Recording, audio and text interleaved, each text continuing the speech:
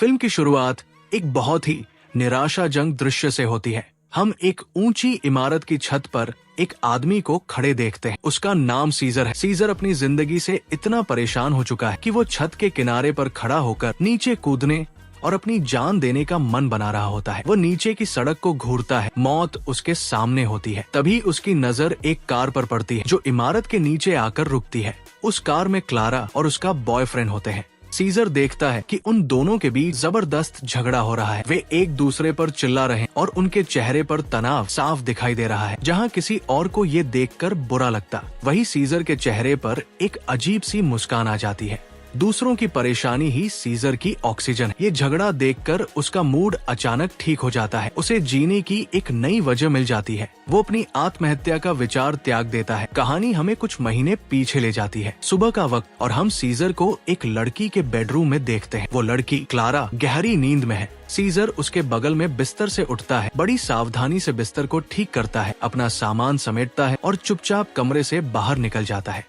उसका व्यवहार ऐसा है मानो वो उसका पति हो, लेकिन सच्चाई इससे कहीं ज्यादा खौफनाक है। सीजर अपने कपड़े पहनता है और नीचे लॉबी में आता है। हमें पता चलता है सीजर इस बिल्डिंग का केयरटेकर कॉन्सियर्ज, वो यहाँ के निवासियों की मदद करने के लिए रखा गया है, लेकिन असल में वो उनकी जिंदगी का सबसे बड़ा नासूर है। केयरटेकर होने के नाते उसके पास हर अपार्टमेंट की चाबियां है। वो सबका भरोसा जीतता है, सबकी मदद करने का दिखावा करता है, लेकिन उसकी असली फितरत एक दरिंदे की है। सीजर का एक खौफनाक सीक्रेट है। वो हर रात अपनी चाबियों का इस्तेमाल करके क्लारा के अपार्टमेंट में घुसता है, लेकिन उसकी बदकिस्मती तब शुरू होती है जब बिल्डिंग में रहने वाली एक छोटी बच्ची उर्सुला उसका राज जान लेती है। एक दिन उर्सुला सीजर को क्लारा के घर से निकलते हुए देख लेती है। बजाय इसके कि वो क्लारा या पुलिस को बताए, उर्सुला सीजर को ब्लैकमेल करना शुरू कर देती है।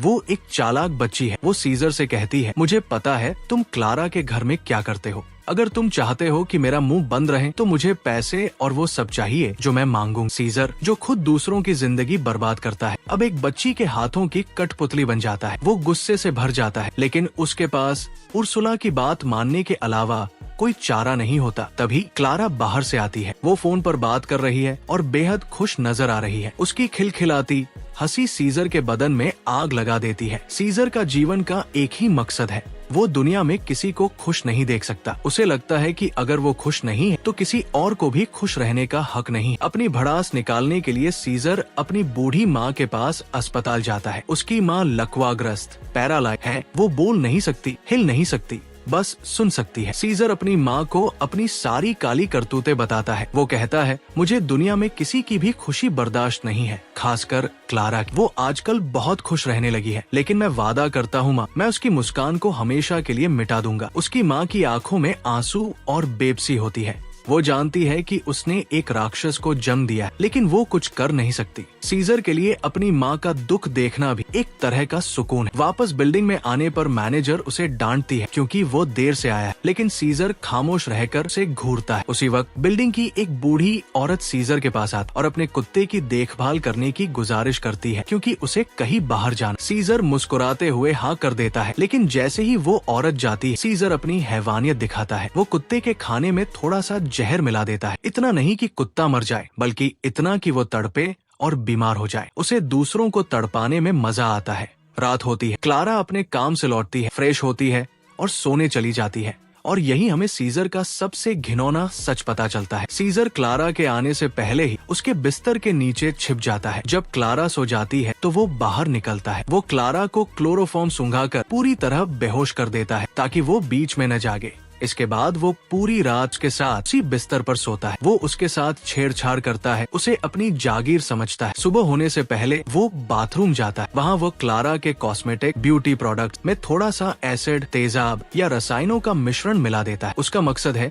कि जब क्लारा इन क्रीम्स को लगाए तो उसका चेहरा खराब हो जाए और उसकी खुशी छिन जाए। जाते जाते उसकी नजर टेबल पर रखी क्लारा और उसके बॉयफ्रेंड की एक फोटो पर पड़ती है। दोनों बहुत खुश दिख रहे हैं। ये देखकर सीजर का खून खौल उठता है। जैसे ही सीजर क्लारा के घर से निकलता है, उर्सुला फिर उसे पकड़ लेती है। इस बार वो उससे एडल्ट फिल्में, एडल्ट मूवी मंगवाने की डिमांड करती है। सीजर मजबूरी में उसकी बात मानता है। अगली सुबह वो बूढ़ी औरत अपने बीमार कुत्ते को लेकर परेशान है। सीजर उसे झूठी तसल्ली देते हुए कुछ ऐसा कहता है जिससे उस औरत का दिल और टूट जाता है। तभी क्लारा नीचे आती है। सीजर बड़े गौर से उसका चेहरा देखता है। वो उम्मीद कर रहा था कि एसिड वाले प्रोडक्ट से उसका चेहरा जल गया होगा, लेकिन क्लारा अभी भी चमक रही है। सीजर को गुस्सा आता है कि उसकी चाल काम क्यों नहीं कर रही। उर्सुला की मांगे बढ़ती जा रही है।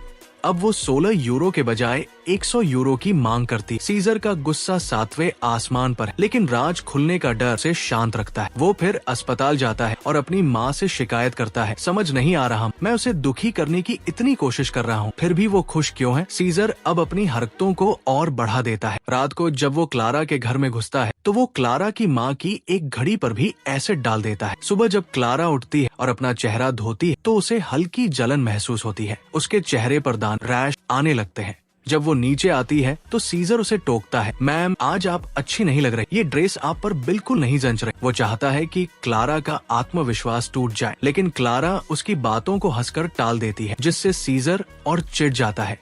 अब सीजर अपनी हदें पार करने लगता है। वो क्लारा को गुमनाम, डरावने खत, थ्रेटनिंग लेटर लिखना शुरू करता है। इन खतों में उसकी निजी जिंदगी की बातें होती है, जिससे क्लारा डरने लगती है। एक रात सीजर क्लारा के पूरे अपार्टमेंट में कॉकरोच तिलचट छोड़ देता है। अगले दिन क्लारा घबराई हुई सीजर के पास आती है और कहती है कि उसके घर में कीड़े हो गए, उसे कीटनाशक, पेस्टिसाइड का छिड़काव करना होगा। सीजर को इसी मौके का इंतजार था। उर्सुला कोशिश करती है कि वो क्लारा को इशारा करे कि ये सब सीजर कर रहा है, लेकिन क्लारा समझ नहीं पाती। लिफ्ट में जाते समय सीजर जानबूझकर उन गुमनाम खतों का जिक्र छेड़ता है। क्लारा हैरान रह जाती है क्योंकि उसने किसी को उन खतों के बारे में नहीं बताया। उसे पहली बार शक होता है कि शायद सीजर ही वो आदमी है। बिल्डिंग में कई लोगों को धमकी भरे खत मिल रहे। बात पुलिस तक पहुंचती है। मैनेजर सीजर को चेतावनी देती है कि उसकी लापरवाही की वजह से नौकरी से निकाला जा सकता है। पुलिस जांच करने आती है। उन्हें शक है कि खत भेजने वाला इसी बिल्डिंग का है।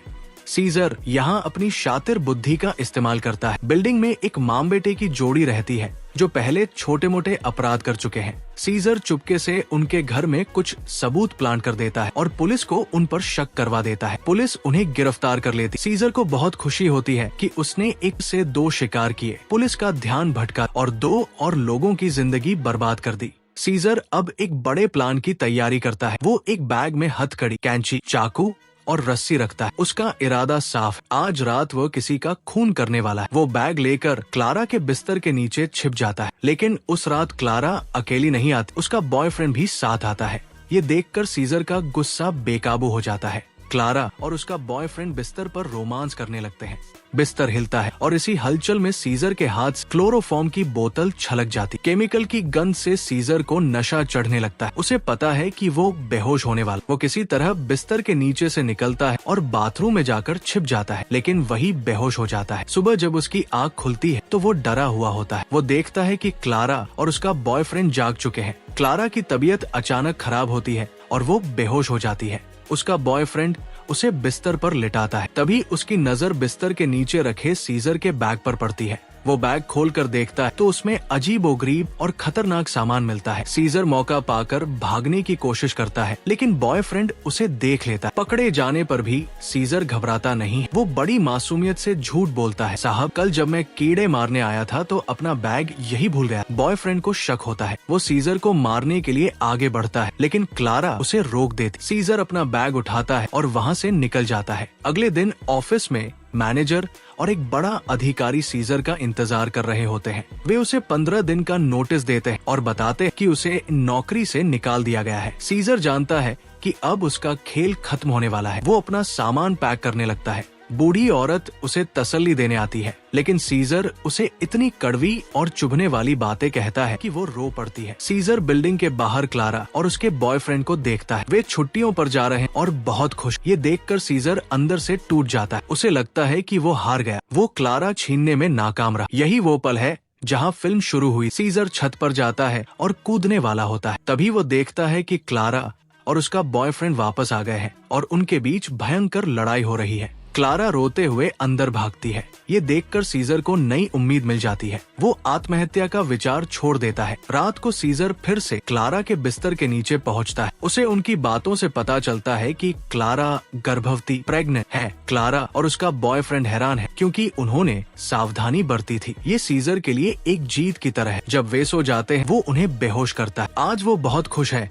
क्योंकि क्लारा दुखी है। सुबह होने से पहले सीजर चला जाता है, लेकिन इस बार वो जानबूझकर अपनी मौजूदगी के कुछ निशान छोड़ देता है। सुबह जब बॉयफ्रेंड उठता है तो उसे गद्दे के नीचे कुछ मिलता है, जिससे उसे यकीन हो जाता है कि सीजर रात को यही था। उसे समझ आ जाता है कि क्लारा के साथ सोते वक्त उसके साथ क्या हो रहा और ये बच्चा किसका है। वो क्लारा को ये बताकर उसका दिल नहीं तोड़ना चाहता। वो सीजर को कीटनाशक छिड़कने के बहाने बुलाता है। जैसे ही सीजर आता है, बॉयफ्रेंड उसे घेर लेता है। वो पूछता है, तुम रात को यहाँ क्या कर रहे थे? सीजर पहले अनजान बनता है, लेकिन फिर बॉयफ्रेंड उसे घूंसा मारता है। इससे पहले कि वह और कुछ कर पाता, सीजर जेब से कांच का एक टुकड़ा या चाकू निकालता है और बॉयफ्रेंड के गले पर वार कर देता है। खून की नदियां बह निकलती हैं। सीजर ने दस्ताने पहन रखे, इसलिए उसके उंगलियों के निशान कहीं नहीं आते। वो बहुत ही शातिराना तरीके से बॉयफ्रेंड की लाश को बाथटब में डालता है और उसके हाथ वो हथियार थमा देता है। वो सीन को ऐसा बना देता है मानो बॉयफ्रेंड ने आत्महत्या की हो, क्योंकि वो डिप्रेशन में था। सीजर सारे सबूत मिटाकर वहाँ से निकल जाता है। कुछ दिनों बाद लाश मिलती है। पुलिस इसे आत्महत्या मान लेती है। जांच के दौरान सीजर की मुलाकात फिर से उर्सुला से होती है। उर्सुला की आंखों में देखकर सीजर समझ जाता है कि वो सब जानती है। उस रात सीजर एक शैतान की तरह उर्सुला के घर में घुसता है। वो उसके परिवार को बेहोश कर देता है और सोती हुई उर्सुला के कान में फुसफुसाता है, मुझे तेरे स्कूल, तेरे दोस्तों, तेरे परिवार सबके बारे में पता है। अगर तूने पुलिस को मुंह खोला तो मैं तेरे पूरे परिवार को वैसे ही मार डालूंगा जैसे मैंने उस आदमी को मारा। तेरी जिंदगी नर्क बना दूंगा। सीजर बच जाता है। अंत में क्लारा बिल्डिंग छोड़कर जा रहे। वो गर्भवती है। उसका बॉयफ्रेंड मर चुका है, जिसे वो आत्महत्या मानती है, और उसकी जिंदगी बिखर चुकी। वो रो रही है। सीजर उसके सामने आता है विदाई देने के बहाने। क्लारा उससे बात भी नहीं करना चाहती, लेकिन सीजर को उससे बात नहीं करनी थी। उसे तो बस क्लारा की आंखों में वह दर्द, वो आंसू देखने थे। उसे रोता देख सीजर को जो सुकून मिलता है वो किसी जीत से कम नहीं। फिल्म का आखिरी सीन कुछ महीने बाद का है। हम एक नए घर में क्लारा को देखते हैं। उसकी गोद में एक छोटा सा बच्चा है। क्लारा धीरे धीरे अपनी जिंदगी समेट रही है। उसे लगता है कि ये बच्चा उसके मरे हुए बॉयफ्रेंड की निशानी है, इसलिए वो इस बच्चे से प्यार करती है और उसमें अपनी खुशियाँ ढूंढ रही है। लेकिन सीजर का खेल अभी खत्म नहीं हुआ। उसे पता चलता है कि क्लारा फिर से खुश होने की कोशिश कर रही। वो क्लारा को एक आखिरी खत भेजता है। क्लारा खत खोलती है। उसमें लिखा होता है, प्रिय क्लारा, मुझे पता चला है कि तुम खुश हो, लेकिन तुम्हें सच्चाई जानी चाहिए। मैं उस बिल्डिंग का केयरटेकर सीजर हूँ। मैं पिछले 7 महीनों से हर रात तुम्हारे बिस्तर पर तुम्हारे साथ सोता था। जब तुम बेहोश होती थी मैं तुम्हारे साथ होता था, और ये बच्चा जो तुम्हारी गोद में है ये तुम्हारे बॉयफ्रेंड का नहीं, मेरा है। जब भी तुम इस बच्चे को देखोगी तुम्हें मेरा चेहरा याद आएगा। ये पढ़कर क्लारा की रूह कांप उठती है। उसकी चीख निकल जाती है। उसे एहसास होता है कि वो जिस बच्चे को प्यार से पाल रही वो उस राक्षस का, जिसने उसकी जिंदगी बर्बाद कर दी। उधर सीजर अपनी नई नौकरी और नई जिंदगी में बेहद सुकून महसूस करता है। उसे संतोष है कि अब क्लारा जिंदगी भर कभी खुश नहीं रह पाएगी। फिल्म इसी खौफनाक और कड़वे सच के साथ खत्म होती है, ये दिखाते हुए कि कुछ राक्षस हमारे बिस्तरों के नीचे नहीं बल्कि हमारे बीच आम इंसान बनकर